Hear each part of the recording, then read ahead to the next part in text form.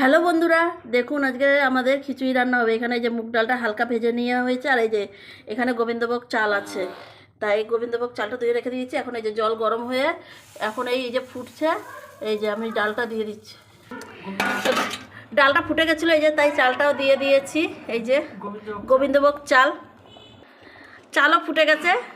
এবার এই যে সবজিগুলো দিয়ে দিচ্ছে। এখানে আলু, ফুলকপি আর গাজর আছে, টমেটো আর মটরশুঁটিটা একটু পরে দেবে। এবার মটরশুঁটি দিয়ে দিচ্ছে, এই যে টমেটো দিয়ে দিচ্ছে। এবার নুন তো দিয়ে দিবা।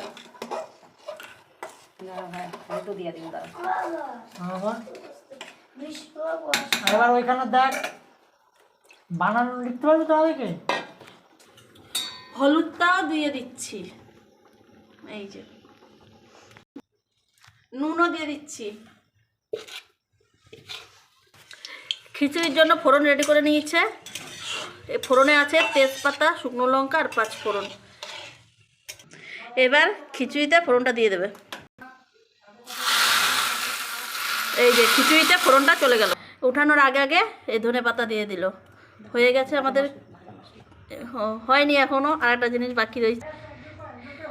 এখানে আছে এই যে ভাজা জিরে, ধনে, জিরে, মৌরি, ব্যাস ভেজে মিক্সিতে পিষে নিয়েছি। এখন এই যে খিচুড়ি দারুণ সেন্ট বেরিয়েছে। হয়ে গেছে আমাদের খিচুড়ি রেডি, কমপ্লিট। আপনারা কে কে খাবেন চলে আসুন তাড়াতাড়ি, নাহলে কিন্তু পরে ভাগে পাবেন না।